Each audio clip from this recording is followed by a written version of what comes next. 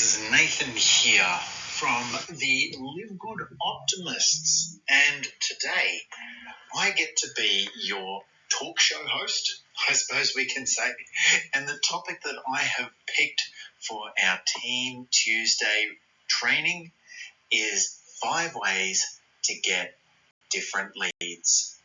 Now, obviously there are many different ways that you can generate leads, and usually this is the biggest issue that people have within the network marketing space. Now, whether that's people who have only just come in, guys who have been here for a few months, or even people who've been here a few years, this is something that does take time to nut out. And so with this training, what I hope to do is give you at least one way that you can focus all your time and effort on to generate leads. You obviously want as many fishing lines in the water, shall we say, because the more fishing lines in the water, aka the more marketing materials you have, the more chances you're going to get a bite and someone will have a look at your website and sign up. So the ideal way to approach this is to start by getting very, very good at one of these things and then move on to the next and move on to the next. It might not even be anything that I talk about here, but what we can hope to do at least is start with one thing that will potentially lead you through to some quite satisfying success. So let's kick this off. The first way, and the way that I just absolutely love, is in person. I love talking to people. There is a connection that you can get with people face to face, belly to belly, that you just cannot get online. I personally like approaching people who are customer service orientated, so say people who are at service stations, who are serving you at checkouts, who are waiters at restaurants, things like that. These professions where people know how to talk to people, people know how to engage and be nice. And I do gauge them. If they're a little closed, if they're a little shut off and disinterested, I might not approach them. But some people do. They try anyway. And it's worth asking the question. And it can be something as simple as, look, you really seem like quite the animated sort of person. Let me ask the question, do you do anything else outside of this to make an income? Generally, they say no. You can follow up with, well, is that something you think about? Is this your dream job, or are you searching for other ways to make a bit of money? They can then give you your answer. If it's a yes or a no, you take it as it is. If it is yes, you can simply reply back, well, I'm working on something. I'm bringing a company into this country, and I'm looking for people who have the sort of attributes that you have. I'd love to share a short video with you to see if this is something that you might like. And if it is, I'd love to work with you. That's it. That's such a simple script. And that is why I love one-on-one, face-to-face talking. I will then follow that up with method number 2, which is Facebook direct messages. I love Facebook direct messages because it is straight to the point, no mucking around.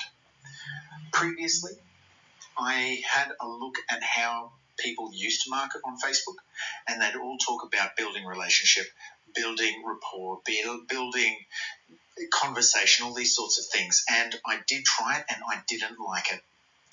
If you're one of those people who do like building that rapport first before asking the question, power to you. There's no right or wrong way to go about this. For me, though, I felt shammy because I'd be building a fake relationship, trying to build a fake friendship to eventually ask a question that if I got a no answer to, that I would then never talk to them again. And I personally found that very distasteful. So when I learned about the straight up direct messaging approach, I pounced all over it because it cuts out all the fluff. It gets rid of all that extra chaff and the noise and the time wasted. And it's as simple as writing a very simple script It could be something like this. Hey, I found you in this networking group. I'm working on something right now that I really think you might be interested in. I don't know where you are with your business right now. This might be something you're interested in, and it might not be. If it's not, no hard feelings, please don't reply. But if this is something you may be interested in, I'd love to share a short 5-minute video with you just to let you know what's going on and see if it's the right suit for you. That's it. You then go into networking groups or groups with similar interests, whether that be dogs, sports, family, whatever it may be. And by doing this, what it actually means is that you are going to be approaching people that you have things in common with already, and then you would be approaching them with the business first and not having to build fake relationships, not having to try and build fake friendships. And in doing so, you hit straight at the target. Most people respect you for it. Not everyone will, but that's fine. And by doing this, you can cut through large numbers and get straight to the people who are interested. Following up with that is attraction marketing. What is attraction marketing? Attraction marketing is simply finding something that you can market on your Facebook or Instagram, any social media profile that will draw people to you. So this has to be a topic you're passionate about. It has to be something that you're knowledgeable about, and it has to be something that you can be consistent with. So with a lot of ladies that are out there that are doing this very well, I know that they simply target mum life. So they talk about what it's like to be a mum, the struggles they deal with raising kids, the hassle that they have trying to get the kids ready and trying to make a life around all of that. And so what they do is they post things of value, tips, tutorials, helpful hints that other mums can come in and learn from. By doing this, they build a community and a culture of people who follow them avidly because they've always got value to give. And the key with attraction marketing is that you must give value first. You can't ask for things first. You can't pitch product first. You must start by giving people value. You must start by giving them tips and helpful hints, those sorts of things, because that's what people come for. Once you've got that relationship with the people who are following you, this is when you can start including things like, hey, I found this product is really helpful for me. I personally recommend it. If you'd like to take a look, do this. Or you could say, I'm a work-from-home mum. I do need to make an income. I do need to work from home with the flexibility to work around my kids. I have been working on this company, LiveGood. Therefore, I personally think it would work for other mums out there because it's working for me. Simple as that. Number 4, drop cards, signposting, and anything like that. I know that this isn't quite as common as what it used to be, but what you can do is you can get graphics and text and QR codes and things like that and put them out on a letter-sized drop card or brochure or things like that, and then just leave them around. You can leave them at community notice boards. You can leave them at announcement boards. You can do letterbox drops, anything like that.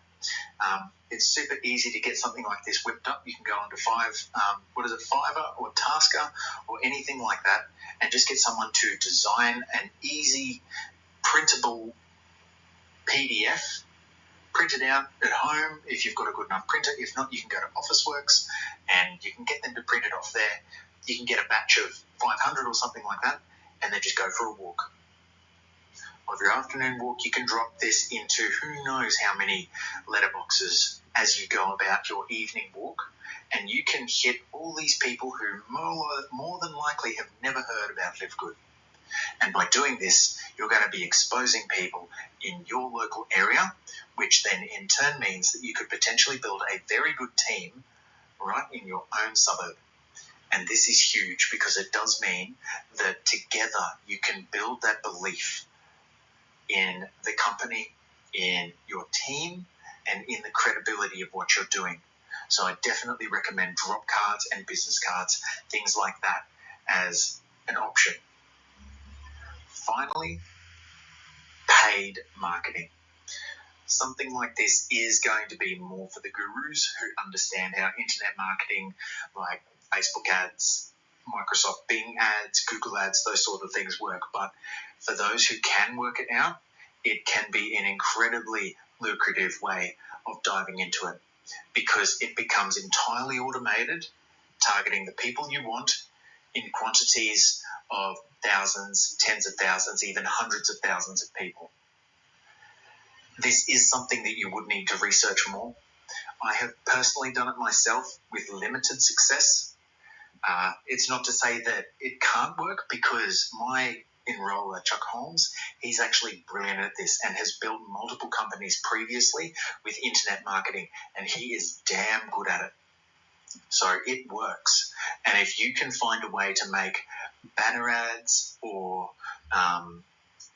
hyperlinks, anything like that work that is going to drive traffic to your website, then it is worth looking into. Something like this will take a while to master. It could be 6 months, a year, something like that. But if you really want to get an automated funnel for people to be dropping into your website, then this is the way to go. But be warned, it is not easy. So with that, those are my 5 options for how to generate leads. If you do have any other questions, please let us know in the comments. I'd love to hear about what problems you might be having with your lead generation, what part you might be getting stuck on. And so from that, let us know, because the only way we can help you is if you tell us. So I'll keep you posted on anything else that happens in the future. But till then, may your business be blessed. And I hope these helpful tips really give your business a boost. Chat soon.